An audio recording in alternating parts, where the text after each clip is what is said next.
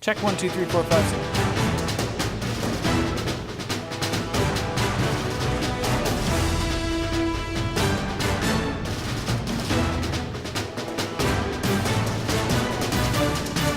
Good evening. Welcome to Varsity Sports Live as we get into officially week 5 of the South Dakota high school football season. This is the best week we've had, Tom, by far, at least in South Dakota. Crazy night of games. Great game between Rapid City Stevens and Sioux Falls, Washington. Had a Aberdeen Central field goal with no time left on the clock. We'll get to that.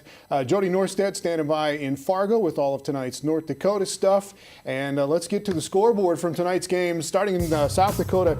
And lightning delay has delayed this game in Watertown for a long time now. It's 7-5 at halftime. They're going to start the second half, we hope, at 11 o'clock. Well, good news is it's almost through 5.5 innings in this one, so it's almost an official game at 7-5. Watertown got a safety and a field goal. They led it 5-0 at Lincoln with a first half touchdown, and they're going to pick that one up tonight.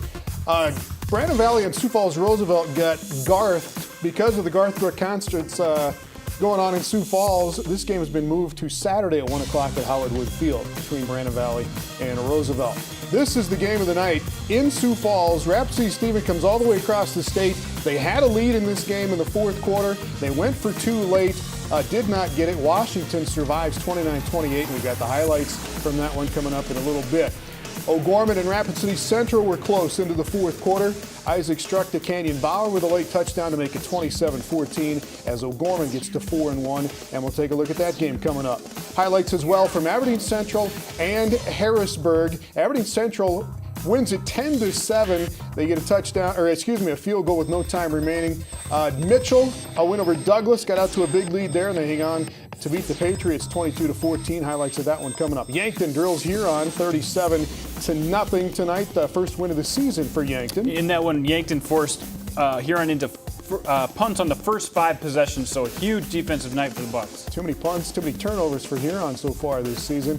Sturgis, a final now over Spearfish. Sturgis gets to 2-3, and Spearfish falls to 1-4. 2 wins in the same season for Sturgis. That hasn't happened in a while. Good job, Scoopers. Scoopers win again tonight, 20-6. In 11A, on homecoming at West Central. West Central got out to a big lead in the first quarter of this game. Madison, though, comes back to win it 36-25. Highlights of that one coming up. Big night again for Jaden Yonke for Madison. T-Area, Hunter West with 3 touchdown passes as they get by Vermilion 34-6 and stay unbeaten at 5-0. T-Area number 2 this week in 11A. Dakota Valley and Millbank, another Good top one. 5 contest. Highlights of this one coming up as Dakota Valley hangs on to win it 21-14, and Dakota Valley stays undefeated at 5-0. In 11B, Sioux Valley gets to 5-0. Damian Lucas, 270 yards and 4 touchdowns again tonight for Sioux Valley. Just a little over his average. Not too much over his average, though. He's over 200 yards per game average this year.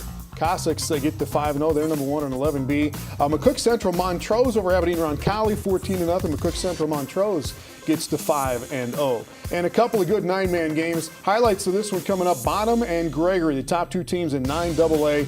Gregory, Andy McCants, a great game for them tonight. And we'll take a look at those highlights in a moment. And this, I don't know if this is a big upset or not, but Britton Heckla knocks off Clark Willow Lake. It's a little bit of an upset. I had Britton Heckla on the radar, but not ranked, so a big win for them. And then you see Canastota Freeman getting a close win over Irene Wakanda, who had a big win last week in the against the 9AA team. First loss of the season for Irene Wakanda. Scott Jolly with a couple of touchdowns for Canastota Freeman. In North Dakota tonight, again, Jody Norstedt's got the highlights coming up. West Fargo Cheyenne in our TV game tonight beats Fargo North 42-14, third win of the year for Cheyenne. West Fargo keeps rolling 5-0 now as they beat Grand Forks Red River. Jody's got highlights of that one. Fargo South goes to Bismarck. Bismarck High rolls them 41-14. Highlights coming of that one as well. First loss for Fargo South. Minot had 3 interceptions, a handful of sacks as they beat up on Bismarck Legacy 36-0. 2 losses in a row now for Legacy. They're still a good team, but they ran into a buzzsaw tonight against the Magi. Bismarck Century rolls over Williston 41-0. 4-1 now for Century. And Fargo Davies 54-12 over Grand Forks Central, second win of the year for Davies. in 2A, Jandy. First points of the season allowed by Bismarck St. Mary's, but they do beat Jamestown 17-0, and St. Mary's now 5-0. Shanley in that same class gets to 5-0. They beat up on Turtle Mountain 63-14. Jody's got highlights of that. Wapaton and Grafton are still playing into the fourth quarter. Wapaton trying to get to 4-0. Update on that one, 14-8 Grafton now with the lead. Grafton gets into the lead late in that game. Devils Lake, their only loss of the season so far is to Bismarck St. Mary's. Devils Lake gets to 4-1 as they beat Valley City tonight 52-12. In Class A in North Dakota, big matchup, unbeatens here, and Ellendale Edgeley Cullum beats Oak Grove 28-10, Jandy. And Oak Grove had been a very strong start, hadn't seen an opponent quite like Ellendale Edgeley Cullum, and couldn't catch up with their power. And then the bottom game there, Hillsborough Central Valley and Maple Valley Enderlin. Third shutout of the season now for Hillsborough Central Valley. Great start for them. Hillsborough's 5-0. Jody's got highlights of those games coming up. 9-man football in North Dakota. Cavalier is the first team to get to 6-0 as they beat Larimore 52-8. Shiloh Christian follows them up. Shiloh Christian also 6-0 with that win tonight. And a couple other 9-man scores. Mayville, Portland, and Thompson. They were in a lightning delay, and Mayville Portland had a lead, but Thompson comes back and wins it big. Highlights of that one with Jody coming up, and Wyndmere Lingerwood 6-0 after that win tonight. They're going to be a tough team to watch. We're really seeing the contenders and pretenders separate a little bit in the middle of the season. And, you know, as much as we had blowouts last week, this week we had a lot of great games. All right, again, Jody Norstedt standing by in Fargo. We'll get to the North Dakota highlights in a minute. Let's get to the South Dakota highlights. Here, first of all, though, and this is the game at Howard Wood Field. Rapid City Stevens coming in at 3-1. Sioux Falls, Washington at 4-0. Jaden Johansson threw for 230 yards and a couple of touchdowns, but he gets down to the 1-yard line here, and then watch this catch. Now, this is vintage Logan Utech. He did this throughout his sophomore season, his junior season, and he's starting to really come alive after an injury this summer that really prevented him from getting off to a good start. Is in full mode right now. Washington gets to the lead 7-0. We Rapid City Stevens. Tegan Heckel to Michael Norman, who is just a sophomore for Stevens, and he scores. One of the best players in the state already as a sophomore. Michael Norman is a difference maker for Stevens. Had a big game tonight. They tie at 7-7. No Tupac Capella again tonight for Washington. That's Zachy Ledoux. He goes over 100 yards tonight, makes it 14-7. But Corbin Mahaffey, the kicker, was fantastic for Rapid City Stevens. It's 14-10. Washington at halftime, and then Brock Walker busts that one 60-plus yards to the outside. That was his first carry of the night and busts a 65-yard, breaks a tackle at the end of the play. Nice little change of pace after Zachy Ledoux hit him hard up the middle. Walker takes it outside. Here, look at this one's into the wind. This is his second field goal of the night, 43 yards. Mahaffey again to make it 21-13. Stevens hanging right in there. They get the ball back. Heckel to Norman. He is again.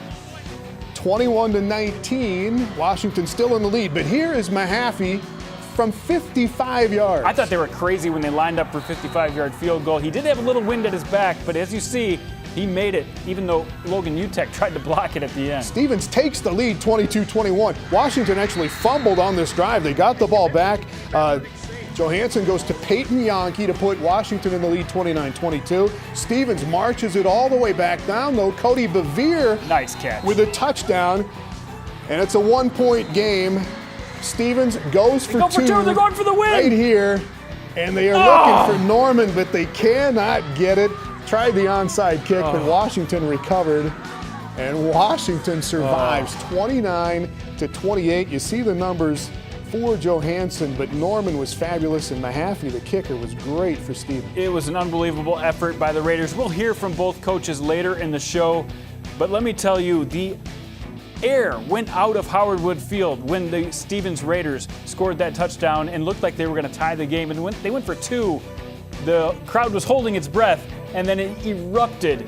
The first close game all year for Sioux Falls, Washington, and they succeed. All right, well, yeah, we'll hear from Scott Hagan from Rapid City and Chad Statham from the Warriors coming up in our zone coverage a little bit later in the show.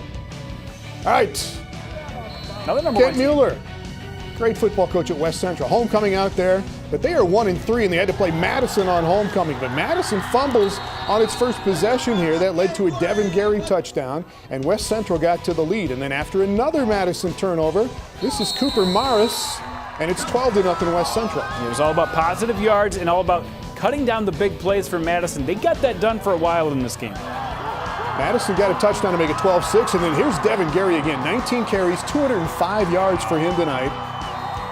And it's 18-6. West Central in the lead, though, early on in this ball game. And then, sooner or later, Jaden Yankee gets loose for 71 yards. Yeah, these are the big plays that West Central had to stop. You can't stop them all night. They did a great job in the first half, but Yankee gets through for a big score. Yankee almost 200 yards tonight. Here's Devin Gary again. Great homecoming game for him. Couple of touchdowns. An interception here, and that would lead to another West Central touchdown. And it's Gabe Lorang this time. Yeah, West Central, like you said, record is 1-3. It's very deceiving. They may have the toughest schedule in the world, as Craig Maddock likes to say. Every week they have a tough game. Well, they lead at 25-6, and then Madison goes back to work. Jaden Yankee again. He had 71 yards that first time, 80 yards on this one. He had 197 yards rushing in the game. Great blocking on the outside, and he's got the speed to take it to the house.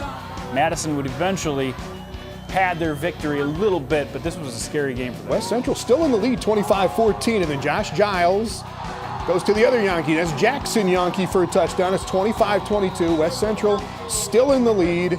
Giles went to Caleb Riley for the go-ahead touchdown, and Madison comes from 18-0 down in this game to beat West Central 36-25. Another tough loss for the Trojans as they go to 1-4, but Madison gets to 5-0. Continue that crazy night theme. Another #1 team that was in jeopardy of losing, but the Madison Bulldogs came back and won just like the 11 AAA Washington Warriors did.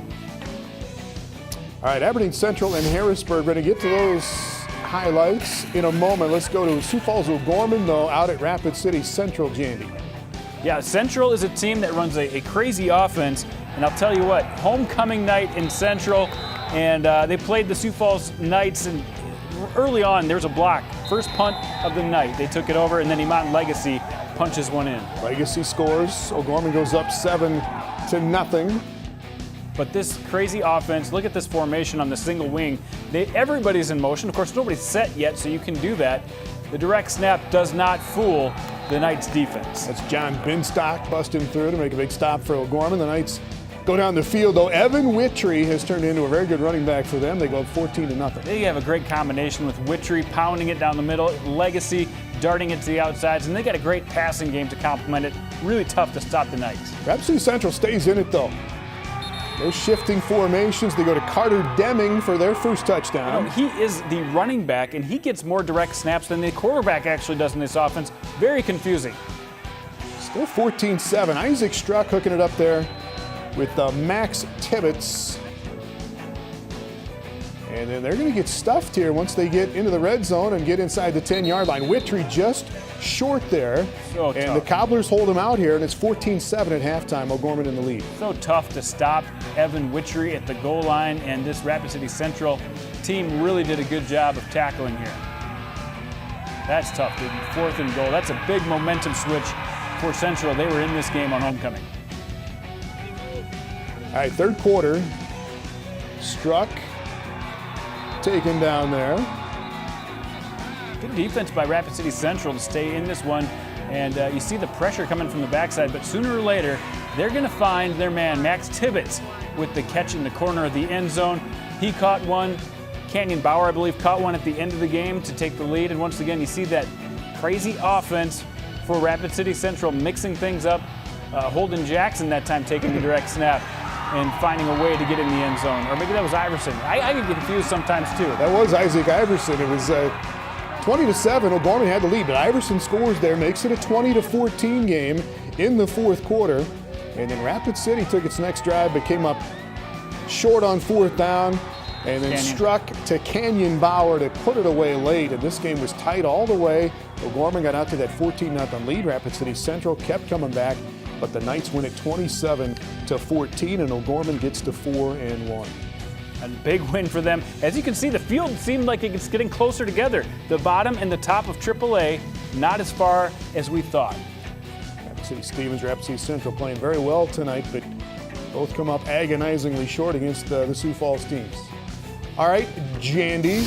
All right, Tommy. Go to 9AA, and this was a great matchup in Gregory. Bonham, number 2, Gregory, number 1, both of them undefeated, and both quarterbacks had big nights. Bryce Szynski to Colin Adams, first for Bonham. Now get used to this combination. We talk so much about Andy McCann. Sometimes we forget about Bryce Szynski, one of the best quarterbacks to ever play 9-man football. 6'4" frame. He's got a gun.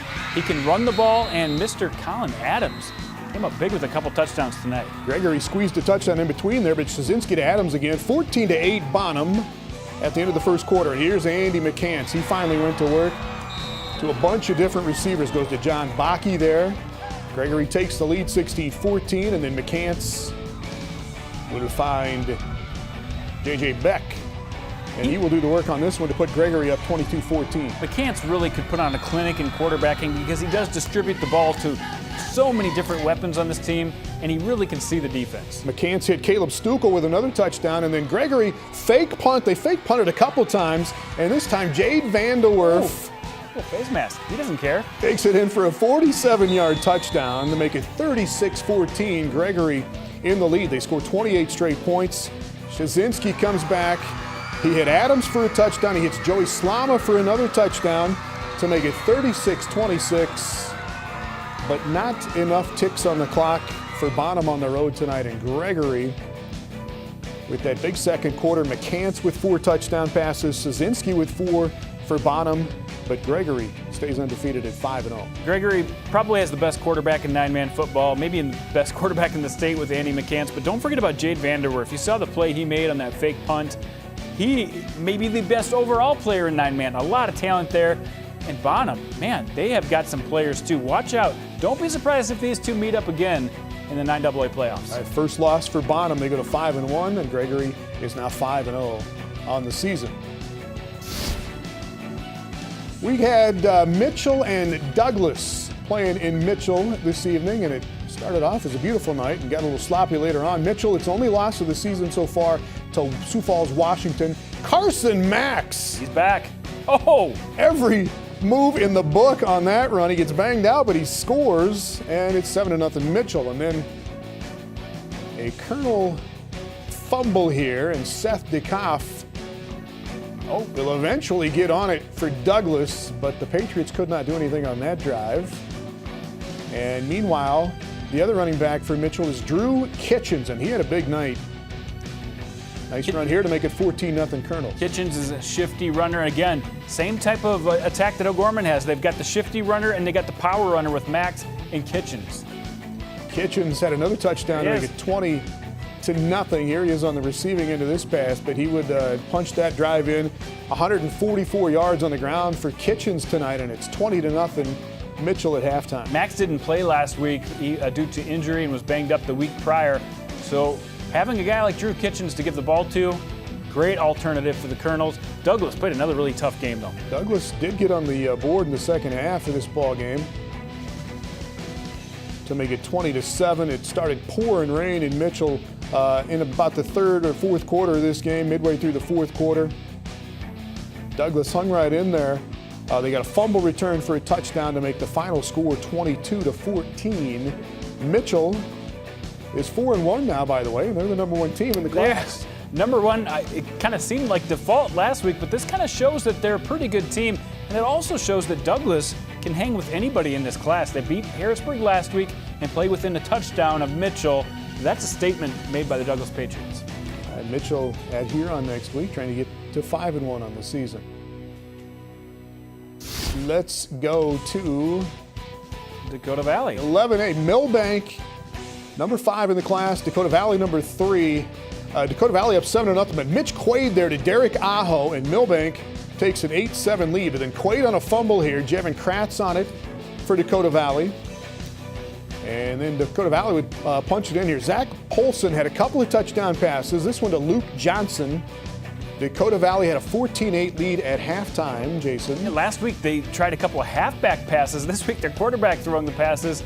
very solid team. They didn't get behind like they did last week. They stayed ahead most of the game, but it was close throughout this game. So Dakota Valley touchdown lead at halftime. Quaid had a second half touchdown for Millbank, but Nathan Rice with a touchdown for Dakota Valley to win it 21-14. Dakota Valley is 5-0. They still got to play West Central and T in their last 4 games. Yes, they do. Don't have Madison on the schedule, but a very tough schedule coming up for them. Millbank, by the way, their only losses have come to undefeated teams in the class, Madison and Dakota Valley now, so don't count them out. They could make a run later this season. All right, we will take a look at Aberdeen Central and Harrisburg, that game on a last-second field goal won by Aberdeen Central. Those highlights will be coming up a little bit later in the show. When we come back, though, we will go to Fargo. Jody Norstedt standing by. West Fargo Cheyenne, a win over Fargo North tonight. All kinds of highlights all over the state of North Dakota coming up next with Jody.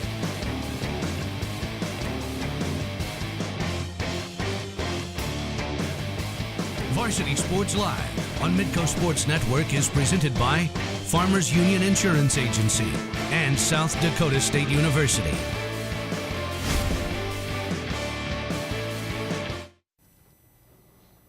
Welcome back to Varsity Sports Live, and let's get up to Fargo where Jody Norstedt is standing by. Had a live game on Midco Sports Network tonight with West Fargo Cheyenne and Fargo North, and plenty of other highlights. Hi, Jody. Hey, how you guys doing? It was a wild night down there, wild night up here. It was so good. So good. Hope you have good stuff. Well, it's interesting. We had 2 teams in the top 5 in Class 3A lose tonight, and also in Class 2A. We don't have highlights of it, but how about St. Mary's just squeaking out that win, guys, over Jamestown 17-10. St. Mary's coming into tonight had outscored opponents by a combined 168-0. So kudos to Jamestown for putting up quite the fight against St. Mary's tonight, again, falling 17-10. So some big outcomes there. But let's get to our TV game that we had tonight. Cheyenne taking on Fargo North, and it started with a little bit of a nightmare for the home team, the Spartans. Kobe Pearson-Bortle strips it. Reed Valesky recovers, and then Cheyenne converts. Nathan Goldaddy on the option, his first touchdown of the year. He's just a sophomore, and then if you get one, why not get 2? A 3-and-out for the Spartans, and Goldaddy is back in the end zone. A 14-yard score, and it's 14-zip Cheyenne. Now Cheyenne drives down to the red zone again, threatening to make it 21-zip, but Josh Holler with the strip. Blaine Anderson recovers, but North goes 3-and-out. Cheyenne's defense was just too good on this night. Caleb Friddle taken down there after a 42-yard pass and run to Goldaddy. Parker Sanders sneaks it in, makes it 21-zip. North answers with a quick hitter. Friddle to Griffin Carlson. Carlson running down the sidelines. And boy, you're not going to catch him. 58 yards on the touchdown, makes it 21-7 with 2:30 to play in the half. Ensuing kickoff, Hunter Hoffner. This guy was our player of the game, and here's one of the big reasons why. Hoffner breaking tackles. Look at the blocking out front by Tommy Bright. He's just a sophomore. Hoffner's a junior, and he's in the end zone. 80 yards on the kick return, makes it 28-7. That was the score at the half. Check out this huge hit by Keon Oates. That was kind of the exclamation point on that first half. The Mustangs defense, again, so good. They limited North to just 72 yards rushing, one of the best rushing teams in the EDC. Here's Hoffner again, breaking away, breaking tackles. That was a touchdown saving tackle by Chandler Eibach, but it was only a matter of time. Hoffner muscles his way across the goal line for his second touchdown of the game, makes it 35-7. Caleb Friddle was something special. He came in on the second series, replaced Hyatt Martineau, who got hurt, ended up going out to wide receiver, and Friddle was pretty good. He capitalizes with the touchdown run, makes it 35-14, but too little too late. Here's another long run by Hoffner, like a gazelle out there, jumping over an arm tackle, sprinting away from another, finally taken down, and then Jason Gallrap, the workhorse for this offense. Boy, he's something else. A 2-yard touchdown run. He finally gets in the end zone. That was his 9th touchdown of the season. 27 carries, 167 yards for Gallrap. 42-14, the final. Cheyenne rushed for 377 yards, and as I mentioned, held North to just 72. Cheyenne improves to 3-2, 2-1 in the EDC. North drops to 2-3, 0-3 in the EDC.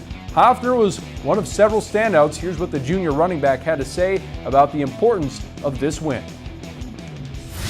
It was a pretty big win because knowing the EDC is pretty tough this year, and so we had to come out and get the W because we bounced back last EDC game against West Fargo. They kind of put it to us, so gotta hurry up and keep going, keep getting wins. And he grabbed all in the number 1 West Fargo Packers, hosting the 0-4 Grand Forks Red River Rough Riders.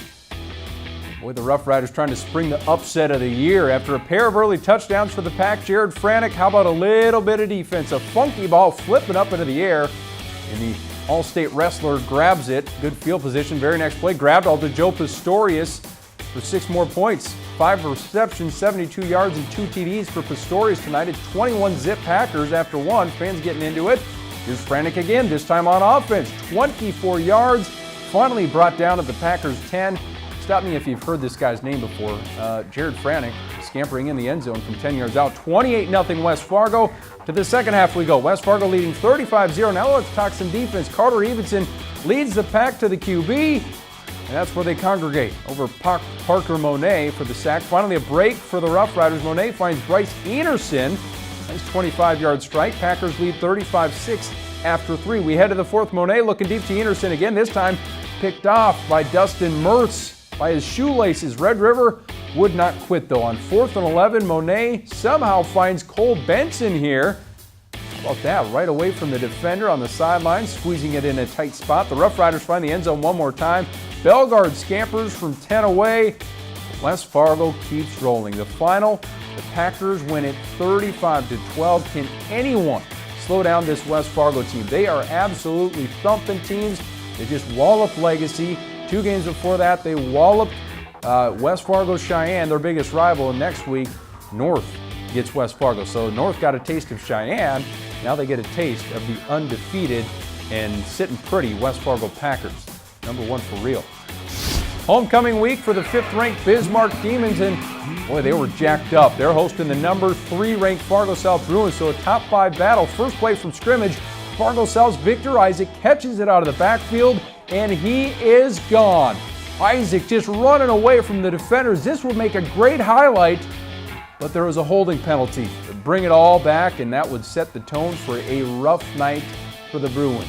First score of the game would go to the Demons. Jalen Sprecher had the big game last week, finds the end zone here.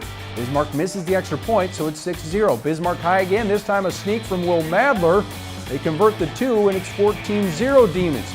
Bruins trying to attack through the air this time, and watch Tanner DuBois scrambling around. The EDC's top passer flings it deep, and boy, he has plenty of targets to throw it to. Pick your poison. Jamin Howard catches it. And a nice run down the field and into the end zone. Bismarck High's lead is cut to 14-7. Bruins fired up. It was just a challenging night for Tyler Kozel's team. 14-7 Bismarck after 1. Then it's Madler on the rollout, looking for Joe Johnner. That's a nice hookup. Beautiful pass, by the way. Bismarck now up 14. It was 34-14 at the half. Bismarck scores the only points of the second half. How about another bomb from Madler, this time to Isaiah Olson. Boy, Bismarck's passing offense is really starting to heat up. Will Madler, Jalen Sprecher, so many weapons for Bismarck, and they're going to be climbing up in the rankings this week. They're at 5 going into this week. They beat number 3 Fargo South. Look for Bismarck to continue its ascension after taking that tough loss. Remember, they lost to West Fargo 41-zip. Bismarck looking like a completely different team. They're at Bismarck Century next week in what should be really fun. The Bruins at Mandan. Big battle out west tonight. Minot playing host to Bismarck Legacy. The Sabres getting fired up for this one. Minot trying to keep rolling. Legacy trying to get back on track. Defense setting the tone for the Magi. Peyton Lamore gets the first of his 2 interceptions. Takes this one down the sideline, returns it to the 13-yard line. Nothing like an early turnover. Minot cashes in on the next play. Dylan Danielson takes it in from 13 yards out. Minot with a quick 7-0 lead. Man, right in front of our camera. Thanks, Dylan. New highlight, same story. This time it's Kyler Stenberg picking off the Jason Huckstra pass. He brings it back to the 9-yard line. The Magi picked Huckstra off 3 times in the first quarter. Huckstra was rolling through the first 3 games, and now he's kind of hit some tough games. Anderson takes advantage of the pick again, scores his second touchdown of the game, and it is all Minot early. Those fans had plenty to cheer about. 14-0 at the end of the first. The Sabres offense tries to get going. Huckstra rolls out, connects with Austin Wolf. Again, right in front of the cameraman. Nice work, boys. However, the Magi defense holds Minot's offense they had no such problems. Creighton Rudolph goes up top, finds Lamore, who makes a nice bobbling catch. That brings the Magi inside the 5-yard line. Rudolph finishes it off, plunges in from a yard out. Magicians up 21-zip. Legacy gets some momentum towards the end of the half. Watch this. Hoekstra finds Patrick Doan. He breaks a tackle and another, and is finally brought down at the 13-yard line. But stop me if you've heard this one before. The Minot defense holds again. The Magi roll to a 36-0 shellacking of Legacy. That's a big win for the Magi to put that thumping on Legacy, who's all of a sudden hit a little bit of a wall. Back-to-back losses. I think they can get back on track, but the sense of urgency is starting to pick up for a Legacy team that not too long ago was ranked number 2 in state. They have a chance to get back on track at Mandan next week. And of course, Minot with the big win. Here's Peyton Lamore on how that Minot defense was able to shut out the high-scoring Sabres. I like to give the D-line a lot of credit. They stayed home. They did their job. You know, that really helped us. If they don't stay home, Hoekstra gets a lot of yards there. You know, that gave us a chance in the secondary to get some picks. Let's jump to Class A. Second-ranked Hillsboro Central Valley on the road at Maple Valley Enderlin tonight on a balmy evening. Burrows got the running game going early on. And it was go get some water, refuel, and keep running, Grant Skager. He finds a crease, bounces outside. Check out the speed. 22 yards for the touchdown and a 6-0 lead in the first quarter. Skager has been lighting up teams this season, so Maple Valley Enderlin shouldn't feel too bad, but here they light Skager up. They force a fumble, Falcons fall on it in Burrow's territory, but after driving inside the 20 on a 4th and 6, Hunter Smith back to pass, can't find anybody. He's ripped to the ground by Jack Camroot for the sack. That ends the scoring threat. Hillsboro Central Valley strikes again on the second play of the second quarter. Ryan Troftgruben, play action, airs it out to the sophomore Gavin Wright. Great catch with the defender right on him, takes it all the way 59 yards. It's a 14-0 Burrow lead. Falcons had a tough time up front protecting their quarterback all night. How about that Hillsboro Central Valley defense? Smith dropped again from behind by Camroot inside the 15-yard line. Hillsboro Central Valley takes advantage of the short field again. It's that number 34. It's pretty good. Skager darting in from 8 yards out. He rushed for 145 on 16 carries. He's now over 900 on the season. Skager punches it in again later in the second quarter. His 3rd touchdown of the night. Again, that's in the second quarter. He has 11 touchdowns on the year, and it's a 26-0 lead for the visitors. But one of the more impressive performances had to be the Burrows kickoff man. Fachel Ayeva joined the team 3 weeks ago just for this reason. He played soccer growing up overseas. What a weapon.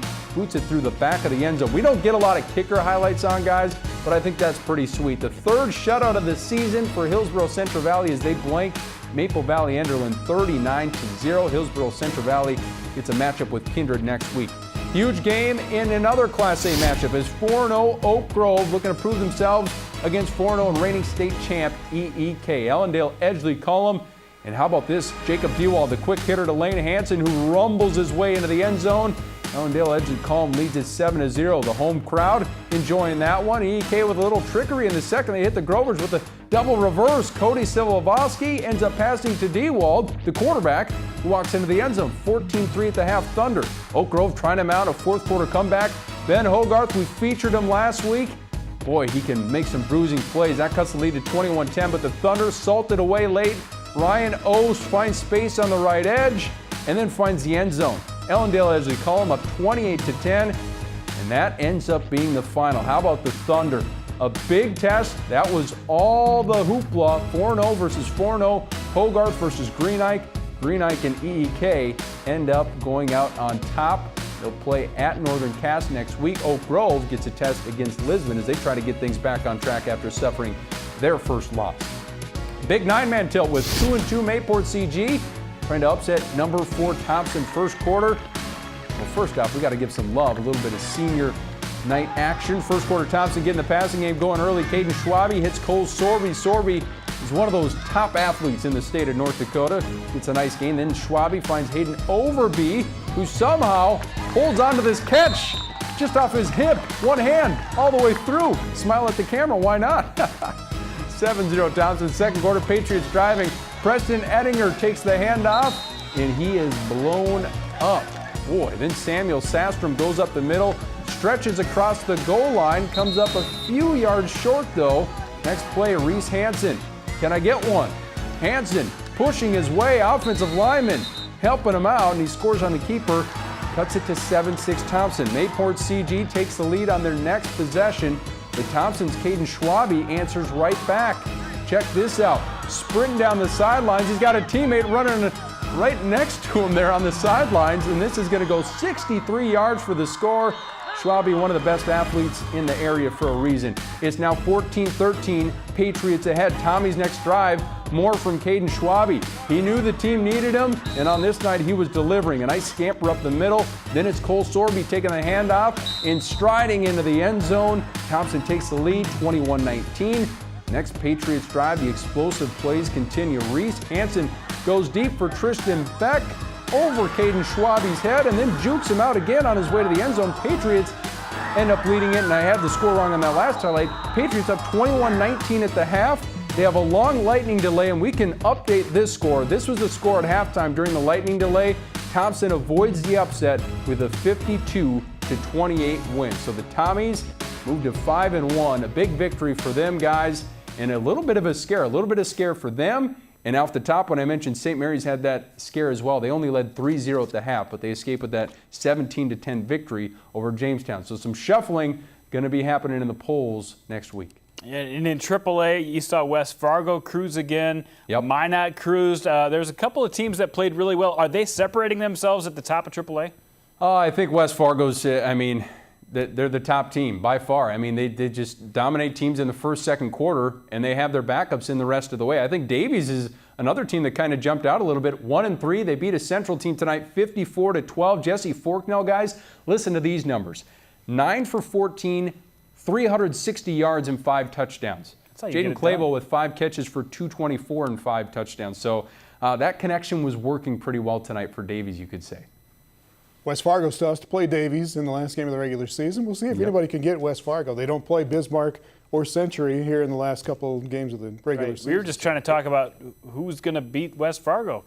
And sometimes in the end of the season, things change. I mean, you've got the two-time defending champs, Century, who I think are getting healthy and getting better now, too. So Century's getting stronger. Yeah. They just won 41-0 tonight. Minot won 36-0. So you're starting to see the old suspects creep up again. Legacy was up there for a little bit, but Minot, Century, Bismarck, I think they're all going to be in the conversation when it comes to who the heck can knock off these Packers. But that's going to be a tough challenge, guys. All right, nice work, Joe. Thanks a lot. We'll get back to you for some zone coverage here. Sounds good. When we return, and we will have the highlights from Aberdeen Central at Harrisburg tonight, that last-second win for the Golden Eagles. Those highlights in a minute, and some zone coverage we'll hear from Brian Allmendinger as Gregory beats Bonham tonight. Zone coverage coming up next.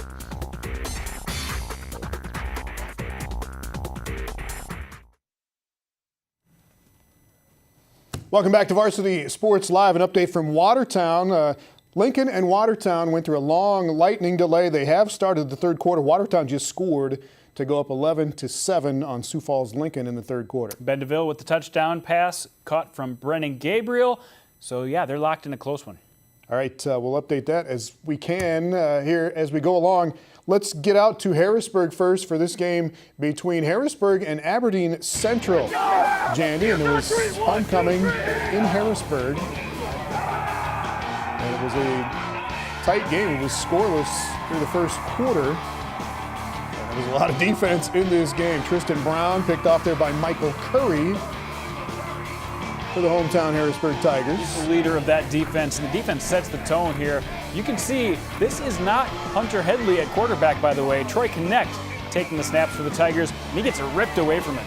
Drew Geyer takes it away there for Aberdeen Central. Neither team could do much with any of these early turnovers there. Couldn't put any points on the board anyway. Preston Barr with the first points of the game on a touchdown run, and Aberdeen Central leads 7-0. He's a tough back to tackle. He's had a great season, great career for Aberdeen Central. Really got down the field on that drive. And then here's Barr on defense off the tip, takes it away from another receiver. Interception for Preston Barr. And then Aberdeen would give it right back. Peyton Voss with an interception for the Tigers.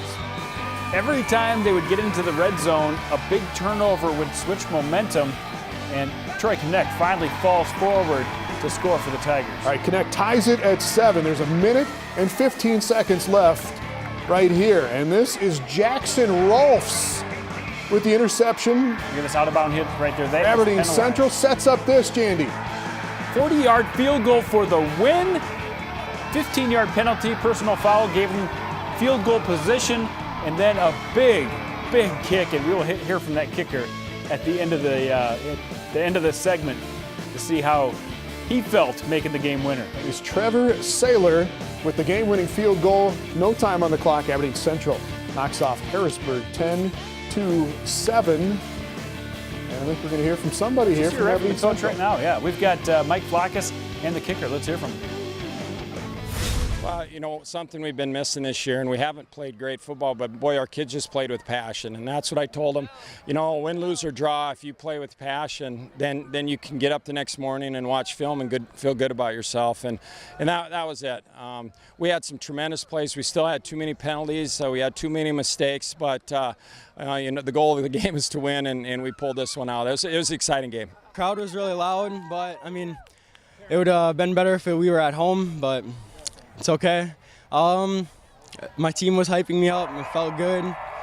There was a little pressure, not really though, but I mean, I did what I had to do because I came out as a kicker for my first year, and I did what everyone else wanted me to do, and that was score the game-winning field goal. Feels really good. Feels great. First year, it feels really well. Good. Ecstatic. All right, great for Trevor Saylor. All the adjectives in there. Aberdeen Central beats Harrisburg on his field goal. And they do go home. They host Rapid City Central next week. I love what he said there. There was pressure there, but not really, though. He pretty much had it. He had it under control. And dealt with it and kicked the game-winning field goal. All right, we've got more post-game coming up in South Dakota. Let's go back to Jody quick for some coach comments after the games in North Dakota tonight. Jody?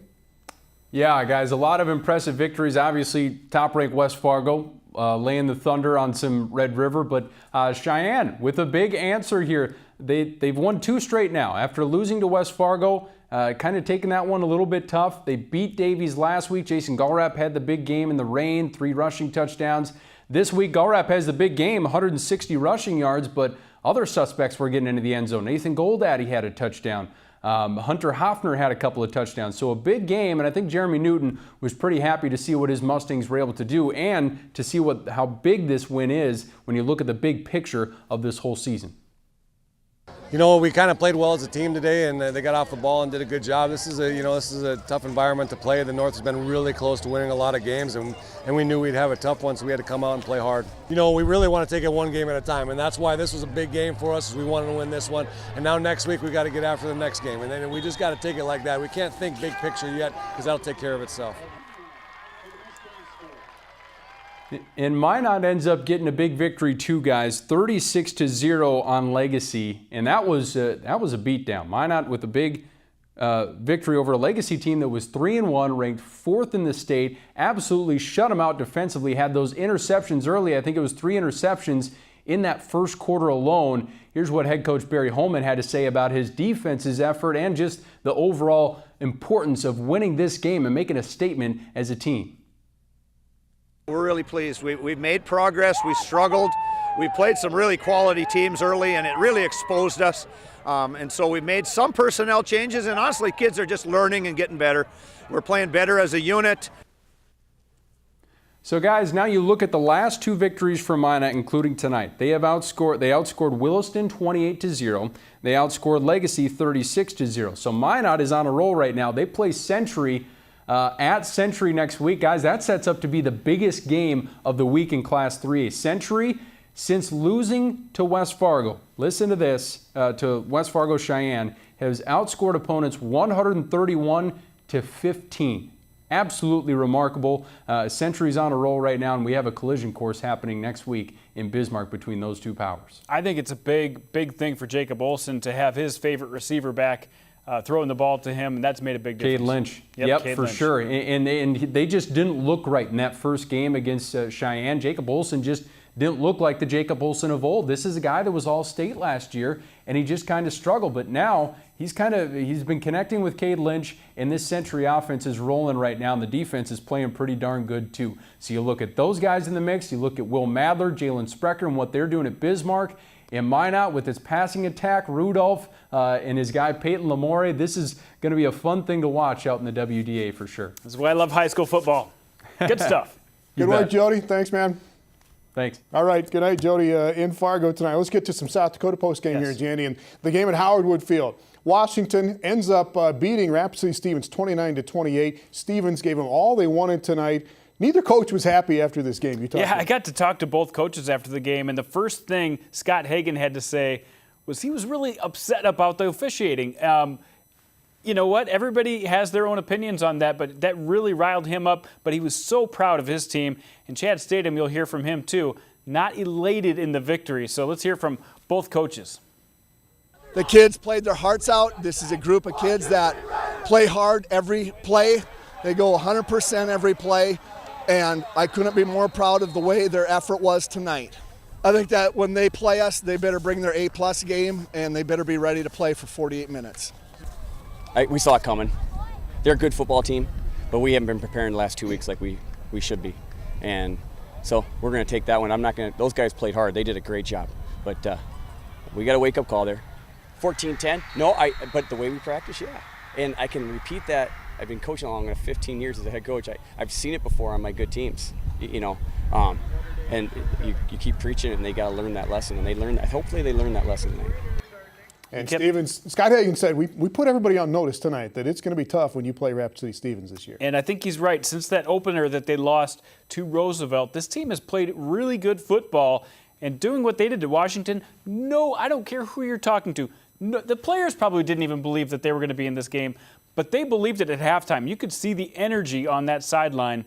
And on the other side, Chad Statham, a little disappointed with his team's effort. There'll be a little change of mental state on that team this week. All right, Stevens goes home next week and plays Brandon Valley. They've got Brandon Valley and Lincoln at home in their next 2 games, so we'll keep an eye on Stevens the rest of the season. Another huge game in 9-man football in South Dakota tonight was Bonham on the road at Gregory, both unbeaten coming into this game. Both unbeaten, 1 versus 2. I love the 1 versus 2 battles. Bonham probably not getting enough recognition for what they've done so far, but they did a pretty decent job on Andy McCants, and Brian Allmendinger is always quick to point out a few things he needs to get better, but he's happy with his win as well. We got in some rhythm throwing the football. We're having some trouble running the ball, which is we got to get that fixed for sure. Because you saw when we had to rely on the pass there that kind of, it's bound to happen. Odds will catch up with you that you're going to have a mistake here or there, but we got to run the ball better. That's just bottom line. Bonham, my hat's off to them. Those guys played hard. They're a talented team. They run good offense. They play great defense. They're a very good football team. I mean, their best one, I think, we've seen by far. So I think it's good. They're one of the best teams in the state, I think. So I think we're right about where we want to be, but in order to get to where we really want to be, we really have to clean some things up. All right, Gregory's 5-0, first loss of the year for Bonham. If they want to run the ball better, just pitch it back to Jade Vanderwerf and let him take off. A lot of talent on that field. Joey Slama, Adams, great job for Bonham. We talked about Vanderwerf and some of their players. Those 2 teams might see each other once again. All right, again, there's one big game in Sioux Falls on Saturday, Brandon Valley and Roosevelt on Saturday afternoon. When we come back, though, the rundown, one big, huge, monstrous, game-changing play from all the ball games tonight. Varsity Sports Live on Midco Sports Network is presented by Farmers Union Insurance Agency and South Dakota State University.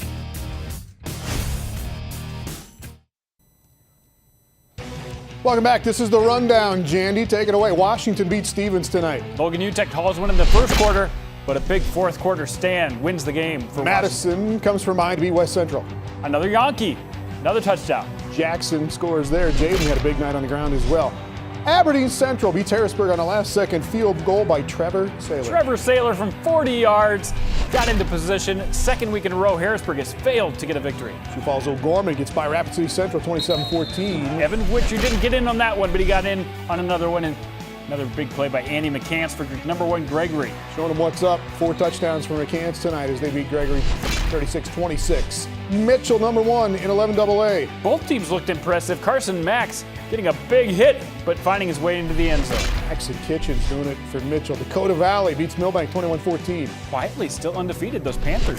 Watch out. In North Dakota, West Fargo Cheyenne rolls over Fargo North tonight. Big win for Cheyenne, and they keep rolling under Coach Jeremy Newton. Good job by the Mustangs. West Fargo's Packers are undefeated at 5-0. Let's do it again. West Fargo dominating. Big night for Frantic there.